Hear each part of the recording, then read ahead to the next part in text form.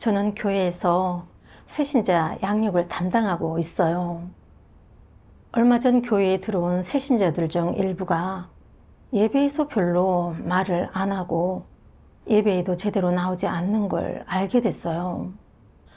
오고 싶으면 오고 오기 싫으면 오지 않는 시기였죠. 제가 따로 그들과 교제할 때면 그들은 돈 버는 방법이나 부자가 되는 방법에 대해 이야기하는 건 좋아하는데 신앙에 대한 이야기를 꺼내려고 하면 바로 핑계를 대고 전화를 끊어버리더라고요. 저는 이 새신자 몇 명이 진리에 대해 관심이 없고 진정으로 하나님을 믿는 사람들 같지 않다고 생각했지만 또 신앙을 시작한 지 얼마 되지 않았고 저도 완전히 꿰뚫어 본 게 아니기 때문에 좀 더 붙들어 줘야겠다고 생각했어요. 근데 어느 정도 시간이 지났는데도 그들은 여전히 달라지지 않고 차츰 예배에도 오지 않게 됐어요. 그제야 저는 이 몇몇 새신자들의 상황을 리더한테 보고했어요. 그러니 리더가 묻더라고요. 자매님은 이 새신자들을 어떻게 양육하신 거예요? 예전에 다른 형제자매들의 양육할 땐 그들 모두 예배에 정상적으로 나왔는데 왜 자매님이 맡고 나서는 이렇게 된 거예요? 혹시 교제를 제대로 하지 않았거나 책임을 다하지 않은 건 아닌가요? 만약 우리가 본분을 대충 이행하고 무책임하게 해서 새신자들이 제대로 예배에 나오지 못하게 된 거라면 그건 회피할 수 없는 우리의 책임이에요. 저도 리더가 사역에 대한 책임감 때문에 이렇게 말한다는 걸 알았지만 속으로는 계속 따지게 됐어요. 사람은 언제든 변할 수 있는 법이니 새신자들이 예전에는 예배에 잘 나왔다고 해서 앞으로도 계속 그럴 거라는 보장은 없어. 더구나 이 몇몇 새신자들은 내가 처음 만났을 때부터 예배에 제대로 나오지 않았던 사람들이야. 갑자기 이렇게 된 건 아니라는 거지. 단지 나는 시간을 좀 더 두고 양육해보려는 생각에 당신한테 바로 알리지 않았을 뿐이야. 근데 만약 새신자들이 예배에 나오지 않는 책임이 다 나한테 돌아온다면 그 결과는 내가 감당해야겠지. 책망과 훈계를 받는 건 말할 것도 없고 어쩌면 교체될 수도 있을 거야. 이렇게 될 줄 알았더라면 이 새신자들의 상황을 진작 보고해서 마지막에 이 책임을 온전히 떠안는 일을 피했을 텐데. 리더가 상황을 파악하고 나서 제 책임을 추궁하진 않았지만 그때 이후로 저는 새신자가 만날 때면 알게 모르게 더욱 조심스러워졌어요. 어떤 새신자한테 문제가 생기거나 예배에 나오지 않은 걸 알게 되면 저는 리더한테 바로 보고했어요. 가끔 리더가 이런 걸 자신한테 말하는 이유가 뭐냐고, 이 새신자를 양육할 생각이 없는 거냐고 물으면 저는 이렇게 대답했어요. 아니요. 리더로서 새신자들의 상황을 파악해 두셔야 하잖아요. 제 말을 들은 리더는 더 이상 아무 말도 하지 않았어요. 가끔 제가 상황을 보고하면 리더는 좀 더 시간을 두고 양육해 보다가 그래도 새신자들이 정말로 예배에 나오기 싫어한다면 강요할 수 없으니 포기할 수밖에 없다고 말했어요. 저도 전적으로 동의하고 생각했어요. 이제 새신자들이 어떤 상황인지 리더도 알게 됐으니 나는 그냥 붙들어 주기만 하면 돼. 효과가 좋으면 좋은 거고 만약 그렇지 못해 새신자들이 예배에 나오기 싫어한다 하더라도 리더도 갑작스럽다고 하지 않을 거야. 내가 본분 이행에 무책임하다고 하지도 않을 거고. 이렇게 생각하니 본분 이행에 그렇게까지 애를 쓰지 않게 됐어요. 매일 그냥 매뉴얼대로만 새신자를 양육할 뿐이었어요. 새신자들한테 전화를 걸 때도 그들이 받으면 잠시 교제하고 그러지 안 받으면 그냥 포기했어요. 상대방이 전화를 받지 않는 걸 내가 어쩌겠냐는 심정으로 새신자들의 문제를 적극적으로 해결하려 하지 않았어요. 그 후에 한 예배에서 리더가 앞으로 양육 사역을 파악할 때는 단순히 양육 담당자가 새신자들의 상황을 보고하는 것만 듣지 않고 새신자들한테 어느 방면의 진리를 교제했는지도 파악할 거고, 구체적으로 어떻게 새신자들을 붙들어 주었는지에 따라 양육 담당자가 실질적인 사역을 했는지 하지 않았는지를 평가하겠다고 하더라고요. 만약 양육 담당자가 마음을 다해 진리를 교제해 주지 않아서 새신자들이 예배에 제대로 나오지 않거나 물러난다면 이건 양육 담당자의 책임이라는 거였어요. 리더의 말을 듣고 속으로 따져보기 시작했어요. 새신자들과 교제할 때마다 하나님의 어떤 말씀을 읽었고 어느 방면의 진리를 교제했는지 따로 적어두지 않았어. 그럼 만약 어떤 새신자가 예배에 나오지 않게 되면 제시할 증거가 없잖아.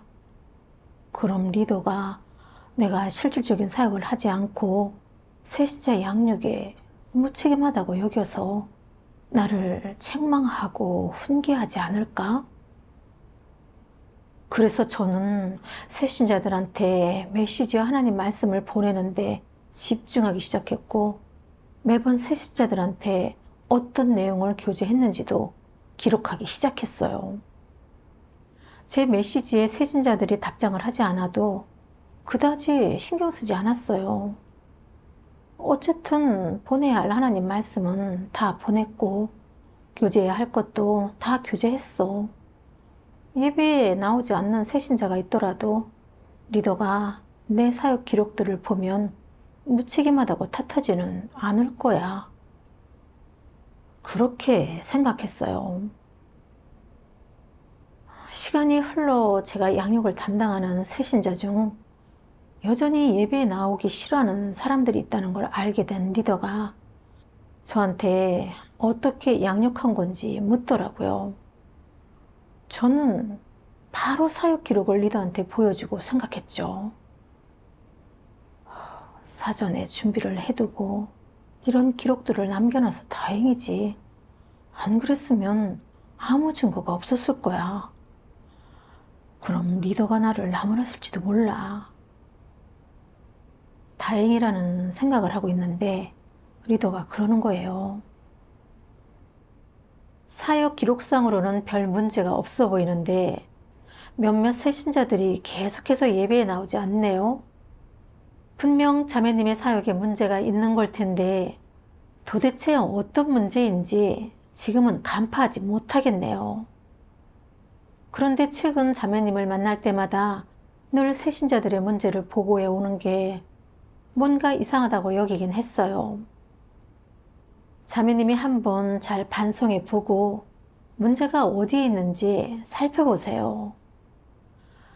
만약 새신자들을 대충 양육해서 이들이 물러나고 하나님을 믿지 않는 거라면 그건 저희가 본분을 제대로 이행하지 못한 거고 무책임한 거예요. 리더의 말에 저는 머리를 한 대 맞은 것처럼 순간 멍해졌어요.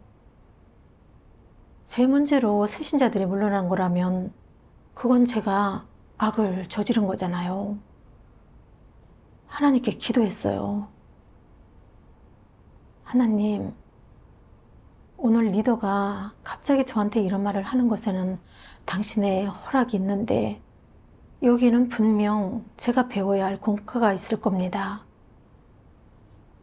저도 제 문제로 인해 이 새신자들한테 피해를 주고 싶지 않습니다. 근데 저는 너무 무감각해서 저한테 어떤 문제가 있는지 모르겠습니다. 하나님께서 제가 제 자신을 알고 제때 바로잡을 수 있도록 저를 깨우치고 이끌어 주세요.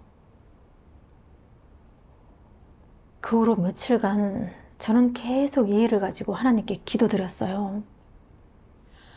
하루는 체험 간증글을 보는데 그 안에 있는 하나님 말씀이 제 마음에 와 닿더라고요. 전능하신 하나님 말씀. 자신이 옳은 사람인지 아닌지 잘 살펴보아라. 내 속마음과 목적이 모두 나를 위한 것이냐? 내 말과 행동이 모두 내 앞에서 행해지고 있느냐? 나는 내 마음과 생각을 모두 감찰하고 있다. 너는 마음에 가책이 없느냐? 너는 다른 사람에게 가식적인 모습을 보이고 또 태연하게 잘난 척하는 모습을 보여주는데 이는 스스로를 가리고 감싸는 것이다. 내 악을 가리고 감싸며 심지어는 온갖 방법으로 다른 사람에게 책임을 전가하려고 하니 내 마음이 얼마나 간사한 것이냐. 하나님 말씀에서는 사람들이 자신의 이익을 지키기 위해 스스로 저지른 악을 감추고 거짓말과 자신을 위장하는 등의 방법으로 책임을 타인한테 전가함으로써 자신을 보존하려 하는데 이건 간사한 모습이라고 했어요. 저는 이 말씀이 바로 저의 내적 상태를 폭로하고 있다고 생각했어요. 저는 제가 왜 리더한테 새신자들의 문제를 그렇게나 자주 보고했던 것인지 스스로 반성하기 시작했어요.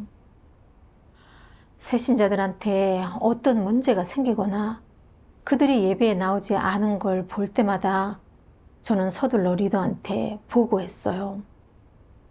겉으로는 사실을 말하는 것처럼 보이지만 실제로는 제 개인적인 속셈과 목적이 있었던 거죠. 나중에 리더가 새신자들이 예배에 오지 않은 걸 보고 저한테 책임을 묻거나 심지어 저를 교체할까봐 두려웠기 때문에 미리 선수를 쳐서 새신자들의 문제를 먼저 보고한 거였어요. 이렇게 하면 리더가 이건 새신자들의 잘못이지 제 책임이 아니라고 생각할 거고 붙들어줘도 효과가 없는 새신자들이 예배에 나오지 않아도 그건 역시 새신자들의 문제라고 여길 거라 생각했어요. 이렇게 제 책임을 완전히 회피하려고 했어요. 반면 새신자가 그 후에 예배에 나오게 되면 그건 제 공로인 것처럼 만들 수 있었어요. 이렇게 반성하고 나서 저는 제 말 뒤에 이렇게 비열하고 추한 속셈이 숨겨져 있다는 사실에 너무 놀라웠어요. 정말 너무나도 간사했죠. 그 후 저는 어떻게 이렇게 아무렇지 않게 사람들을 속이고 기만하는 짓을 했는지 묵상해 봤어요. 반성하는 과정에서 사람의 폐기성품을 폭로한 하나님 말씀을 보고서야 비로소 자신에 대해 조금이나마 인식하게 됐어요. 전능하신 하나님 말씀. 적그리스도의 사악함에는 확실한 특징이 있다. 분별할 수 있는 비결을 너희에게 알려주겠다. 그것은 바로 그의 말이든 행동이든 내가 그의 속내나 마음을 꿰뚫어 볼 수 없다는 것이다. 그는 너와 대화할 때 이리저리 눈을 굴리지만 너는 그가 무슨 계략을 꾸미는지 알 수 없다. 그가 충성스럽고 무척 진지하게 느껴질 때도 있지만 사실은 그렇지 않다. 내가 줄곧 그를 간파하지 못하면 내 마음속에 한 가지 생각이 들 것이다. 이 사람은 음침하고 헤아릴 수 없으니 참 이상한 사람이라는 생각 말이다. 적그리스도는 일처리가 기이한데 어떤 부분이 기이하겠느냐? 바로 그는 항상 수단을 써서 일을 처리하고 말에 빈틈이 없어서 다른 사람이 그의 속셈과 목적을 추측하기 매우 어렵다는 점이다. 이것이 바로 기이함이다. 그는 무슨 말을 하고 무슨 일을 하든 쉽게 결론을 내리지 않고 자신의 부하나 청중이 자신의 뜻을 알아차리게 한다. 사람들은 그의 뜻을 이해한 후 그의 의도와 동기에 따라 행동하고 그의 명령을 집행한다. 결국에 일이 성사되면 그는 당연히 기뻐하지만 성사되지 않더라도 아무도 그의 약점을 잡을 수 없고 또 그의 일처리 동기, 속셈, 목적이 무엇이었는지를 전혀 꿰뚫어 볼 수 없다. 적그리스도는 일처리를 기이하게 하며 주로 내면의 음모와 은밀한 목적을 숨기고 있다. 이는 전적으로 모든 사람을 기만하고 우롱하고 통제하기 위함이다. 이것이 기이한 일처리의 본질이다. 기이함.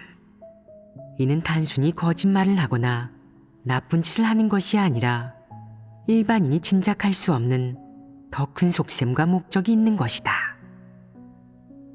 만약 어떤 일을 했는데 다른 사람이 알게 하고 싶지 않아서 거짓말을 했다면 이를 기이하다고 할 수 있겠느냐? 이는 그저 간사함일 뿐 기이함이라고 할 수 없다. 기이함은 간사함보다 어떤 점에서 깊이가 있겠느냐? 사람이 짐작할 수 없다는 점입니다. 사람은 짐작하기 어렵다.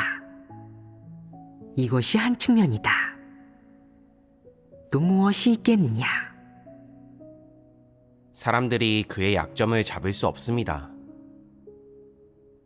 맞다. 주로 사람들이 그의 약점을 잡기 어렵다는 점이다.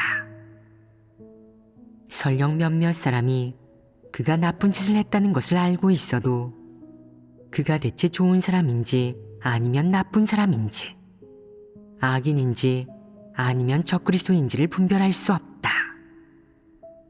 사람들은 그를 꿰뚫어 보지 못하고 여전히 그가 괜찮은 사람이라고 생각하며 그에게 미혹될 수도 있다.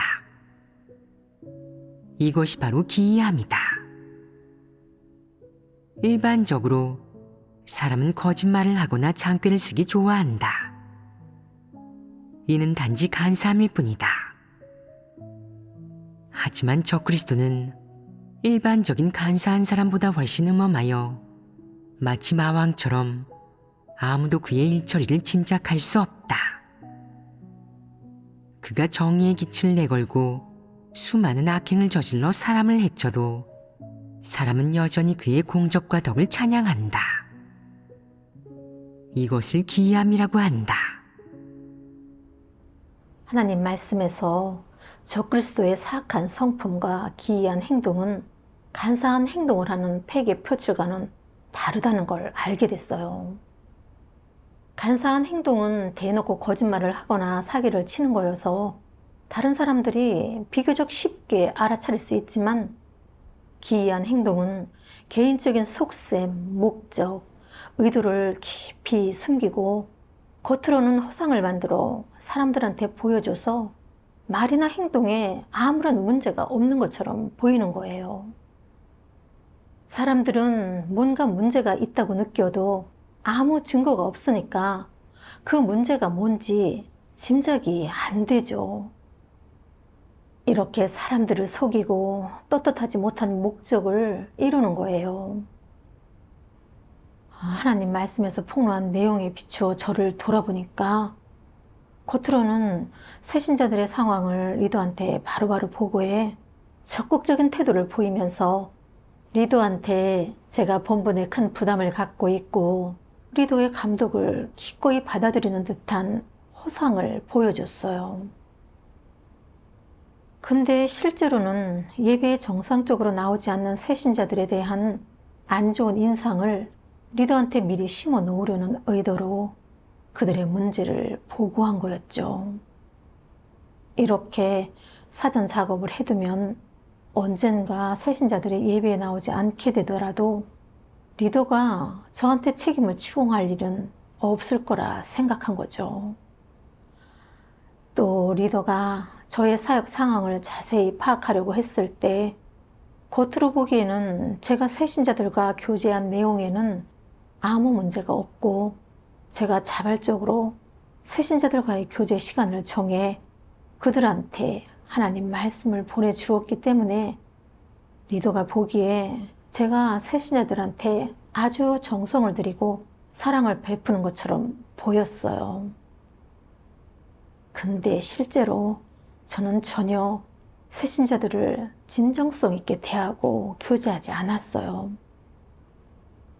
리더가 사역 기록을 확인한다고 하니까 추후 보고를 위해서 어쩔 수 없이 형식상 했던 것뿐이에요. 이런 모든 일들을 떠올려 보니까 저는 책임을 추궁당하지 않고 저의 지위와 앞날을 보존하기 위해 말로 남의 주의를 돌리고 빈틈없이 행동하면서 이렇게 많은 수적을 부렸던 거예요. 사실상 제가 마음을 다해 본분을 이행하지 않아 새신자들이 예배에 제대로 나오지 않은 건데 말이죠. 리더 역시 저의 본분에 문제가 있다고 느끼면서도 문제가 어디에 있는지 알아내지 못하고 저한테 책임을 추궁할 어떤 증거도 찾지 못했어요. 저는 정말 사람을 너무나도 잘 속이고 있었던 거예요. 예전에 저는 저의 모든 행동을 기이한 행동과 연관지어 본 적이 없었어요. 근데 지금 드러난 사실을 계기로 저한테도 적그리스도의 사악한 성품이 있다는 걸 깨닫게 됐어요. 그때 갑자기 예전에 있었던 또 다른 일이 하나 떠오르더라고요. 질문이 많고 말도 아주 직설적인 새신자가 있었는데 제가 교제해 주었던 내용 중 이해가 안 되는 부분이 있으면 예배 도중에 제 말에 대놓고 반박하고 그래서 정말 곤란했었어요. 제 체면이 깎일까봐 그 새신자와 예배 드리는 게 싫었지만 리더한테 책망을 받을까봐 대놓고 말하지는 못하고 대신 어떤 방법으로 이 새신자의 양육을 다른 사람한테 떠넘길지 고민했어요. 한 분은 이 새신자가 지나가는 말로 지금의 예배 그룹은 예전 그룹보다 사람이 적다고 말하는 걸 듣게 된 거예요.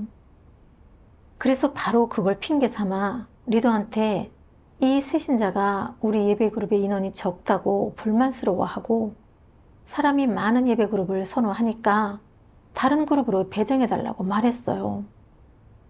리더는 듣자마자 바로 그 새신자를 다른 그룹으로 배정해줬죠. 그렇게 저는 성공적으로 그 새신자를 다른 그룹으로 떠넘겼고 심지어 리더는 제가 본분에 부담을 갖고 새신자를 배려해준 거라고 착각했어요. 저는 정말 간사하고 사악하고 사람을 속이는데 너무 능숙했어요. 그 후 저는 자신의 내적 상태에 관한 하나님 말씀을 먹고 마셨어요. 전능하신 하나님 말씀. 너희에게 알려주겠다. 하나님이 가장 증오하고 포기하려는 자는 바로 이런 강팍한 사람이다. 잘못을 분명히 알면서도 회개하지 않고 그는 절대 잘못을 인정하지 않는다. 게다가 핑계와 이유를 대면서 자신을 위해 변명하고 궤변을 늘어놓는데 이는 또 다른 방식으로 더 교활하게 남의 이목을 속이려는 것이다. 잘못을 반복하려 하고 잘못을 인정하고 회개하려는 마음이 전혀 없다. 이런 사람은 매우 골치 아픈 자로 구원받기 어렵다. 바로 하나님이 포기하려는 대상인 것이다. 하나님 말씀을 묵상하고 나서야 어떤 일이 닥치든 가장 중요한 건 진리를 받아들여야 하는 거라는 걸 깨달았어요. 본분을 이행하면서 분명 잘못을 했는데도 인정하지 않고 책망과 훈계가 닥쳤는데도 받아들이지 않을 뿐만 아니라 오히려 자신을 변호하기 위해 핑계를 찾아 변명하고 자신의 잘못을 감추기 위한 수단까지 쓴다면 이런 사람은 진리를 전혀 받아들이지 않는 사람이에요. 하나님께서는 이런 사람한테 반감을 보이시고 혐오하세요. 생각해 보면 교회에서 저한테 새신자 양육을 안배했을 때 저는 사랑과 인내로 새신자들을 붙들어주고 도와주어야 했고 그들이 이상방면의 진리를 깨달을 수 있도록 교제해주며 최대한 빨리 그들이 참도의 뿌리를 내리게 해야 했어요. 근데 저는 몇몇 새신자들이 예배에 제대로 나오지 않는 것에 분명 저한테 피할 수 없는 책임이 있다는 걸 알면서도 리더가 물어보거나 책망했을 때 하나님으로부터 받아들이지 않았을 뿐 아니라 되도록 새신자를 붙들어줄 방법을 생각해 보라는 리더의 지적과 조언도 무시했어요. 오히려 잔꾀를 부리고 더 교활하고 기이한 방법으로 제가 본분을 잘 이행하지 못한 사실을 감췄고 리더가 제 본분 이행에 있는 문제나 편차를 파악하지 못하게 속였어요. 제 간교한 계획이 성공했을 때 저는 스스로 똑똑하다고 여기고 속으로 기뻐하고 뿌듯해했어요. 근데 하나님 말씀을 보고 나서야 깨달았어요. 사실 하나님께서는 저의 보잘것없는 꿍꿍이와 잔머리를 속속들이 감찰하고 계시기 때문에 하나님 앞에서 저는 아무것도 숨길 수 없어요. 본분 이행에 있는 문제는 언젠가 모두 드러나게 되어 있어요. 이번에 리더가 저를 일깨워주지 않았더라면 저는 여전히 반성할 줄 모르고 회개하는 마음도 갖지 않았을 거예요. 저는 정말 너무나 무감각했어요. 저는 진리를 받아들이지 않고 사역 중의 문제나 편치를 정리해 보거나 바로잡으려고 하지 않았어요. 오히려 저의 체면과 지위를 지키기 위해서 리더를 어떻게 속일지에만 신경을 다 쏟고 교활하고 기이한 방식으로 제가 본분 이행에 충실하지 않았던 사실을 감추려고 했어요. 그러면서 정작 새신자들의 양육에는 마음을 쓰지 않고 그들의 문제와 어려움을 해결해 주지도 않았어요. 그런 결과 몇몇 새신자들의 문제는 오랫동안 해결되지 않았고 지금까지도 일부 새신자들은 제대로 예배에 나오지 않고 있어요. 그리고 제가 떠넘겨 다른 그룹으로 간 새신자가 갑자기 양육하는 사람이 바뀌어 적응을 못하고 예배 참석을 꺼리게 됐다는 사실은 저를 더 두렵게 했어요.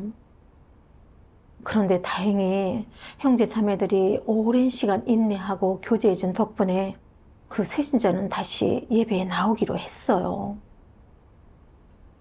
제가 했던 모든 행동을 돌이켜보니 마음이 괴로웠어요.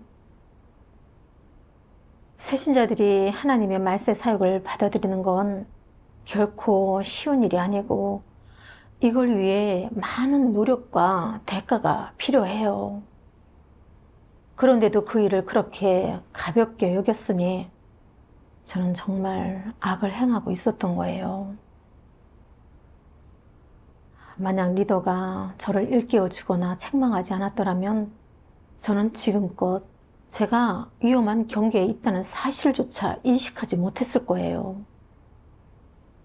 저는 더 이상 적그리스도의 사악한 성품으로 살아가고 싶지 않았어요. 제가 걸어온 악의 길에서 벗어나 하나님께 회개하고 싶었어요. 제가 이제 막 조금이나마 깨달았을 때 리더가 저한테 요즘 내적 상태는 어떤지 묻더라고요. 그래서 스스로 반성하고 깨달은 걸 모두 리더한테 말했죠. 그랬더니 저한테 하나님 말씀을 보내주더라고요. 전능하신 하나님 말씀. 정직한 사람이 되기를 실행하는 것은 많은 방면과 관계가 있다. 즉, 정직한 사람이 되는 것은 어느 한 방면에서 정직한 사람이 되는 기준에 이르면 되는 것이 아니라 많은 방면에서 기준에 이르러야 정직한 사람이 될 수 있다는 것이다. 어떤 이들은 거짓말만 하지 않으면 정직한 사람이라고 생각하는데 이 관점은 옳으냐? 정직한 사람이 되는 것이 단순히 거짓말을 안 하는 것과 관계되느냐? 아니다. 이는 다른 여러 방면과도 관계가 있다. 우선 어떤 일을 대하든 그것이 내가 실제로 본 것이든 아니면 다른 사람이 알려준 것이든 다른 사람들과 같이 지내는 것이든 아니면 문제를 처리하는 것이든 내가 이행해야 할 본분이든 아니면 하나님이 내게 직접 맡긴 일이든 모두 정직한 마음으로 대해야 한다. 정직한 마음으로 대하려면 어떻게 실행해야겠느냐? 마음속으로 생각한 것을 솔직하게 말하되 빈말이나 상투적인 말이나 듣기 좋은 말, 아첨하는 말, 위선적인 거짓말을 하지 말아야 한다. 마음속의 말을 해야 한다. 이것이 바로 정직한 사람이 되는 것이다. 마음속의 진짜 생각과 관점을 표현하는 것. 이것이 바로 정직한 사람이 해야 할 일이다. 마음속으로 생각한 것을 영원히 말하지 않고 속으로 사귀며 입으로 말하는 것과 마음속으로 생각한 것이 언제나 일치하지 않는다면 이는 정직한 사람의 모습이 아니다. 예를 들어 내가 본분을 제대로 이행하지 못했는데 누군가 너에게 어떻게 된 일이냐고 물어봤다고 하자. 너는 저도 본분을 잘 이행하고 싶었지만 여러 가지 이유로 그러지 못했습니다. 라고 대답했다. 사실 너는 속으로 내가 마음을 쓰지 않았다는 걸 알면서도 사실대로 말하지 않았다. 너는 여러 가지 원인과 이유, 핑계를 대며 사실의 진상을 숨기고 책임을 회피했다. 이것이 정직한 사람이 되는 것이겠느냐? 아닙니다. 내가 이렇게 말하면 속이고 넘어갈 수 있겠지만 내 내면에 있는 것과 속셈의 본질은 폐괴의 성품이다.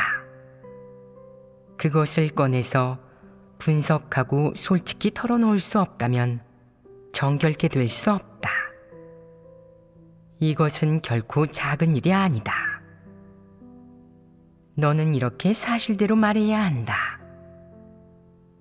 그동안 제가 본분을 이행함에 있어서 꾸물거리며 마음 쓰지 않고 건성으로 대충 했습니다. 기분이 좋을 때는 대가를 치를 수 있지만 기분이 안 좋을 때는 해이해져서 대가를 치르지 않으려 하고 육적인 안위를 탐했습니다. 그래서 본분 이행에 아무런 효과가 없었습니다. 최근에 이를 바로잡아 최선을 다해 효율을 높이고 본분을 제대로 이행하려고 노력하고 있습니다. 이것이야말로 사람의 마음속 말이다. 앞에서 말한 것은 마음속 말이 아니라 책망받거나 문제가 들키거나 책임을 추궁당할까봐 두려워 갖가지 원인과 이유, 핑계를 대며 사실의 진상을 감춘 것이다. 먼저 사람의 입을 막은 뒤 책망을 피하기 위해 책임을 떠넘긴 것이다. 이것이 바로 거짓말이 생겨난 근원이다. 거짓말을 하는 사람이 얼마나 많은 말을 하든 그 중에 솔직한 말과 실제 상황도 있겠지만 일부 핵심적인 말에는 거짓과 속셈이 섞여 있다. 그래서 어떤 말이 진실이고 어떤 말이 거짓인지 분별하고 판별하는 것이 매우 중요하다. 하지만 이것은 쉬운 일이 아니다. 어떤 말에는 불순물과 과장이 섞여 있고 어떤 말은 사실에 부합하며 어떤 말은 사실에 위배된다. 거짓과 진실을 함께 사용해 진위를 판단하기가 어렵다. 이런 사람이 가장 간사하고 분별하기 가장 어렵다. 진리를 받아들이고 정직한 사람이 되기를 실행할 수 없는 사람은 틀림없이 도태될 대상이다. 사람이 어떤 길을 선택해야 하겠느냐? 어떤 것이 정직한 사람의 실행 방식이겠느냐?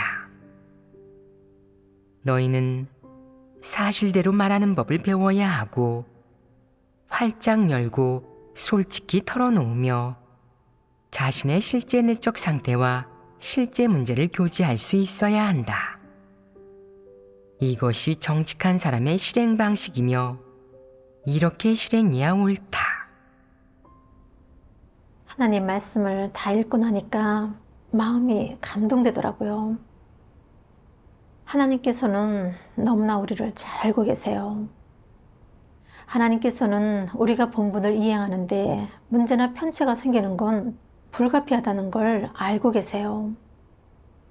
근데 중요한 건 문제가 발생했을 때 그걸 대하는 사람의 태도예요. 있는 그대로 정직하게 잘못을 인정하고 나중에 고치는지, 아니면 자신을 변명하고 문제를 감추기 위해 속임수를 쓰는지 말이죠. 예전에 저는 사탄 성품으로 살았었어요. 간사한 짓을 하고 일부러 속임수를 쓰고 잘못된 길을 걸어왔어요. 그러니 더 이상 계속 잘못된 길을 갈 수는 없었어요. 저는 정직한 사람이 되어 하나님 감찰을 받아들이고 싶었어요. 본분에서 어떤 편차나 문제가 생기더라도 리더가 제 사역 상황을 물어봐도 다 솔직하게 임해야겠다고 생각했어요.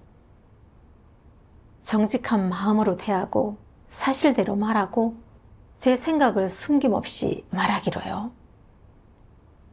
뭐든지 있는 그대로 제가 하지 않은 건 안 한 거라고 하며 거짓말을 하지 않고 자신을 위해 변명하고 싶지 않았어요. 입으로 진실을 말하는 것 외에도 항상 자신이 하는 말과 행동의 속셈을 되돌아보는 훈련을 하고 잘못된 속셈이 있으면 제때 고치고 개인의 이익 때문에 교활한 수단을 쓰며 사람을 속이고 싶지 않았어요. 어느 날 저는 한 새신자가 몇 차례 연속으로 예배에 나오지 않은 걸 알게 됐어요. 여러 번 전화를 걸었는데도 안 받고 메시지에도 답이 없더라고요. 그가 어떤 상황인지 몰라서 앞으로 예배에 아예 나오지 않을까 봐 걱정이 되더라고요. 새신자가 나중에 예배에 나오지 않게 됐을 때 리더가 저한테 책임을 묻지 않도록 리더한테 미리 상황을 보고해놔야 할지 고민이 됐어요. 문득 이런 생각이 드는 찰나 제가 또 예전처럼 수작을 부리려고 하고 있다는 사실을 의식했어요. 그때 하나님 말씀이 생각났어요.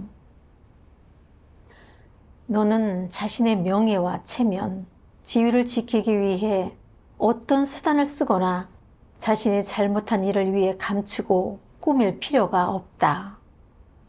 이러한 부질없는 노력을 하지 않아도 된다. 이런 것을 내려놓는다면 너는 아주 홀가분하게 속박도 고통도 없이 온전히 빛 속에서 살 수 있다. 맞아요. 하나님께서는 사람의 패부와 심장을 감찰하세요.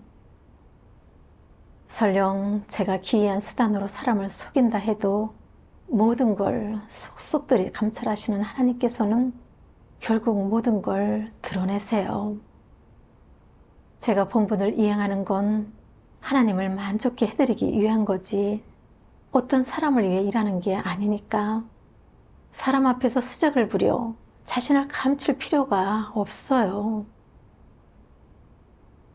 생각해보면 처음에 몇몇 새신자들은 아무리 제가 열심히 붙들어 줘도 예배에 나오지 않고 신앙과 진리에도 관심이 없었어요. 근데 리더가 이 새신자들의 상황을 파악하고 나서 이들이 진심으로 하나님을 믿는 사람이 아니라는 사실을 확인하고 저한테 책임을 추궁하지 않았어요. 이 일을 통해서 교회에서 사람을 대하는데 원칙이 있다는 걸 알 수 있었어요. 저는 수작을 부려 책임을 회피하거나 자신이 빠져나갈 구멍을 위해 무언가를 꾀할 필요가 없었어요. 예전에 저는 사탄 성품으로 살았고 본분을 제대로 이행하지 않았어요. 근데 이제는 더 이상 대충하지 않고 마음가짐을 바로잡아 제 책임을 다하고 싶어요. 저는 하나님께 조용히 기도드렸어요.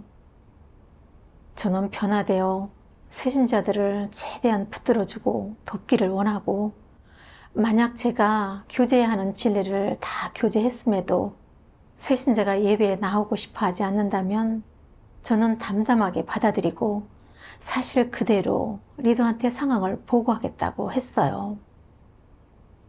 저의 마음가짐에 변화가 생긴 후 다시 그 새신자한테 연락을 했을 때 뜻밖에도 금방 답장을 받을 수 있었어요. 요즘 일 때문에 바쁘고 힘들어서 예배에 나오지 못했다고 하더라고요. 그래서 하나님 말씀을 근거로 그 새신자한테 교제해 줬고 하나님 말씀에서 하나님의 뜻을 깨닫고 실행의 길을 찾고 나니 그 새신자는 나중에 예배에 잘 나오게 됐어요. 그때 이후로 예배에 제대로 나오지 않는 새신자들을 만날 때면 저는 최선을 다해 붙들어주며 도와주었죠. 그들한테 하나님 말씀을 교제해주며 진솔한 마음으로 붙들어 주었어요. 그 후로 새신자 대부분이 제대로 예배에 나오게 됐어요. 이렇게 실행하니 마음이 너무 편안했어요. 하나님께 감사드립니다.